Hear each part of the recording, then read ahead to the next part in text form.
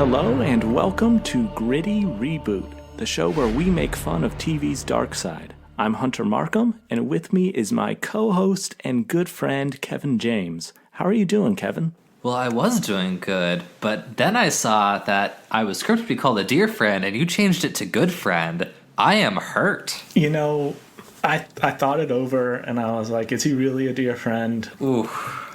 We got a ways to go. We are off to a bad start. Now, we have a personal journey we're going through here, and I think we'll upgrade you from good friend to dear friend, depending on how long you can last through this dark and twisty path. It's good people know the character arc of our show now. Yeah, it's really watching our friendship grow. Kevin, could you tell the good people out there what this show is about? So the aim of this show is to break down dark, moody TV series episode by episode. We'll talk about the bizarre worlds created by people working in the genre we like to call sexy horror drama. Naturally, since we're discussing cinema, we decided, let's do this in a podcast format where no one can see anything.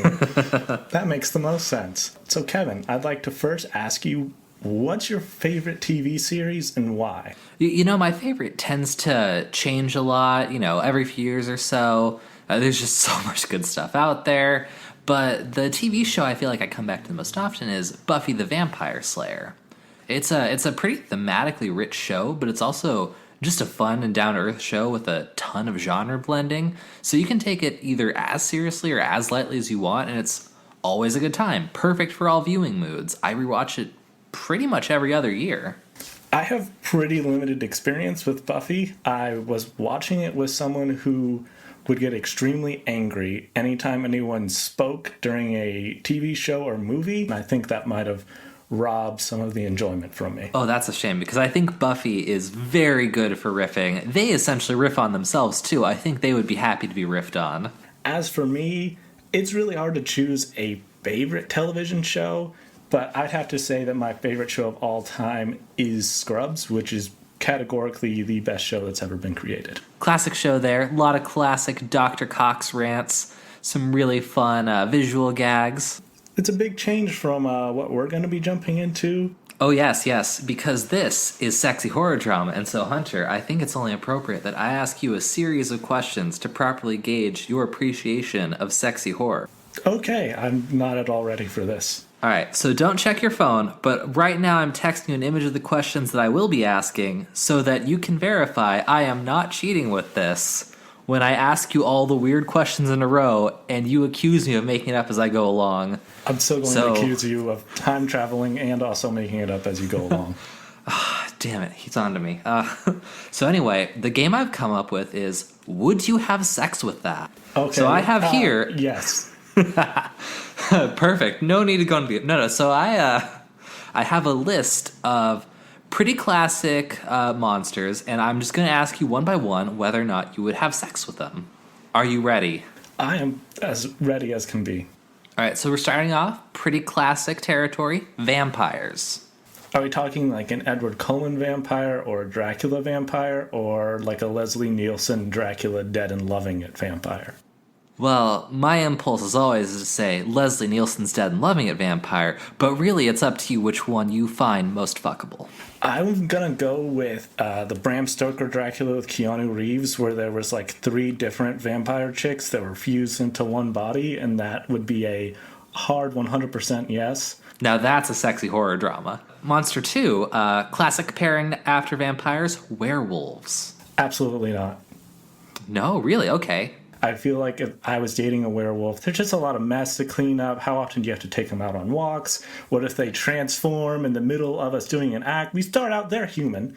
That's all good. Full moon rises. All of a sudden, I'm in prison. Yes. There's just a lot of tough ground to navigate there. So after thinking it over, I'm gonna pass on werewolves. All right. The third monster is Frankenstein. Like Frankenstein's monster or Frankenstein's bride, or is Aha! I did trip you up, because this first option is Frankenstein, comma, doctor, and then the one following that is monster, comma, Frankensteins. Frankenstein the doctor seems like a great guy. I think he gets short shrift. I'm going to go with, why not? The guy was clearly lonely. He had to resurrect people to have friends.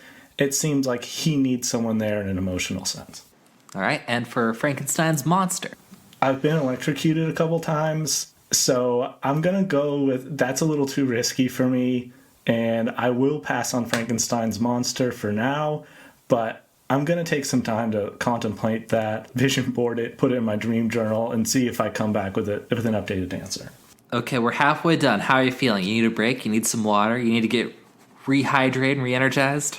You know, I'm still thinking about the vampires, so I'm good. I'm ready to forge ahead. All right, so our next pairing is the creature from the Black Lagoon. I don't actually know what this creature is. I don't know what it looks like. It's sort of a fish monster, but it walks on two legs, and it is very horny. It is constantly kidnapping women to take back to its lair. I'm worried that, I would get rejected by the creature from the Black Lagoon, and that would kind of hurt my self-esteem. So I'm just going to do a preemptive no, just because I don't want to be the one getting shot down by a swamp creature. Well, then maybe you'll have more interest in my next pick, the creature from The Shape of Water, who is like the creature from the Black Lagoon, but is a lot more emotionally vulnerable and sensitive. I mean, okay, I'm pretty emotionally available. I haven't seen the movie The Shape of Water because I'm still living in a small hollow in the center of the earth. But I like to think I'm open-minded, so yes. All right, last two. The Ginger Dead Man, from the hit horror film The Ginger Dead Man. Again, I've never heard of this. Is this some sort of monster that is also a gingerbread cookie? It is a living gingerbread cookie inhabited by a serial killer. I am not making this up. So it's a ginger with a soul? Yes. Yes. That's the most implausible thing about this. I've always had a thing for the Pillsbury Doughboy, so I think this is as close as I'm ever going to get. I'm going to go with a yes. All right, and our final creature, would you have sex with any of the Sharknadoes? I haven't seen Sharknado. This is going to shock you, considering I watch only trash. But this is just a tornado that's full of sharks. Yes. It's kind of like sticking yourself or a part of yourself into the disposal. Yes. But I think you're ignoring the fact that it is also a natural disaster as it happens. I think this is kind of like, to reference a landmark film that was tragically passed up by the Academy, Point Break, where the end... Love Point Break. Brody surfs the giant wave and he knows he's gonna die, but he's just like, this is the most radical way to do it. If I go out in coitus with a Sharknado, no one else has that story. That's a blissful way to go.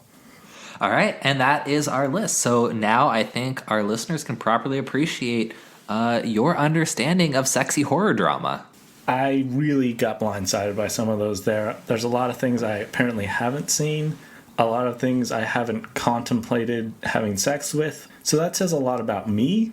You, on the other hand, are in for a grilling because... This may be a giveaway for the show that we'll be tackling. Kevin, what is your familiarity with the world of Archie comics?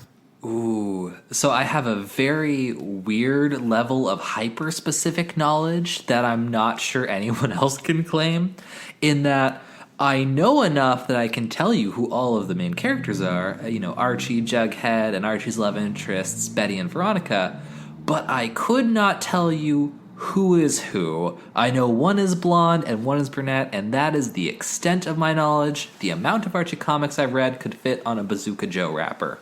If you had to describe Archie's This is why character, I've been downgraded from dear friend to good friend.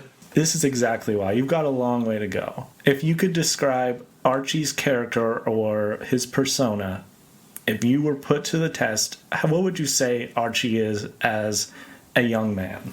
I'm guessing he's just kind of like a sweet, nice guy who's like a little spacey and maybe like oblivious to the advances of women, which would then explain why there's some dramatic heft to two women being interested in him and competing over him. I have a follow-up question. Have you ever heard the hit 1960s bubblegum pop song Sugar Sugar? Feel free to Google. Every day of my life, Hunter. Did you know that song was written for the Archie comics and is credited as being performed by the Archies? I did not. That is some hefty information to deal with. In the comics, they had a band, and they thought, well, let's do a marketing tie-in and release a single for this fictional comic book band.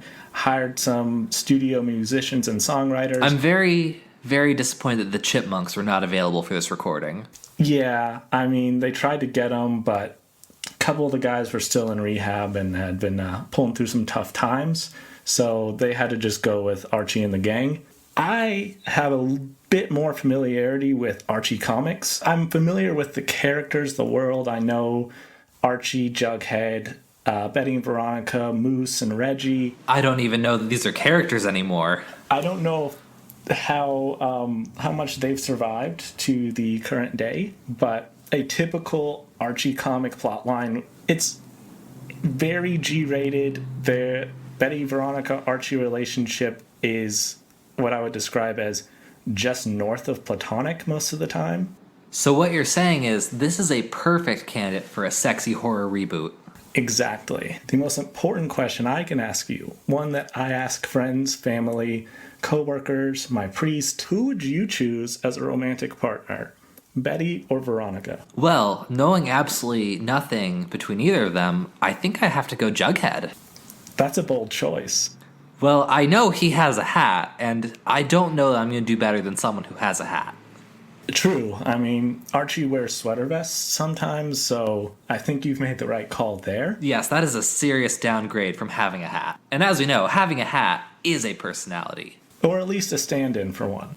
Yes. I was not expecting that answer.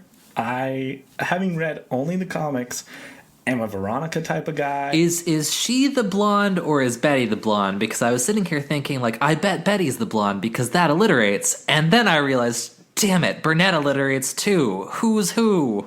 Betty Cooper is the blonde and Veronica Lodge is the brunette. Ah, got it. We'll see how this plays out through the course of our series, which, Kevin, would you like to do the not-so-big reveal now that people might have kind of guessed where we're going here? We will be delving into Riverdale, the sexy horror drama reboot of the Archie comics for the CW network. Yep. So, Hunter, how much you know about Riverdale? Jack shit. Correct. I know it exists. End of list. I have seen perhaps 2 clips on YouTube. One is a shirtless locker room scene where someone asks a shirtless Archie how he got scars, and he explains it away as, I was mauled by a bear over the summer. I don't know what season this occurs in. Probably whatever season in which Archie is played by Leonardo DiCaprio. Yes, they kind of did a Revenant crossover, perhaps. We'll see if they go into that territory. The other thing I saw was some sort of dance-off, which was mostly uncomfortable, and I maybe made it 10 seconds into a clip before I was like, this is something that I should force my good friend Kevin to watch. Well, I'm happy to always have terrible TV forced on me. You know I watched every season of Hemlock Grove and multiple seasons of Smallville. Oh, Smallville, I think, is a perfect comparison. I feel like they're in similar territory, and what we're going to be stepping into with Riverdale is sort of Smallville, sans kryptonite and superpowers. I guess that's it for this intro episode, so I guess we'll wrap up and then reconvene in a week to watch the first episode. We'll be going through Riverdale episode by episode, so each one of our podcast episodes will line up with an episode of the show. Next week, we'll be discussing the premiere episode of Riverdale. All right, sounds good to me. Yeah. And it's currently streaming on Netflix if anyone wants to watch along. We'd love to hear about what you liked about the show, what you hated, and which Archie character you are now horniest for. Oh no, please, don't open that door. It's too late. There's no way that we can edit out what I just said, so that door The is horny forever. door is wide open. Anyone can barge through. You know, it's a real Sharknado in there. But you can reach us on Twitter at GrittyRebootPod or by email at GrittyRebootPodcast@gmail.com. We look forward to seeing all of you in our next episode. My script says, provide your salutations, good sir, and I don't want to, so that's it. Bye.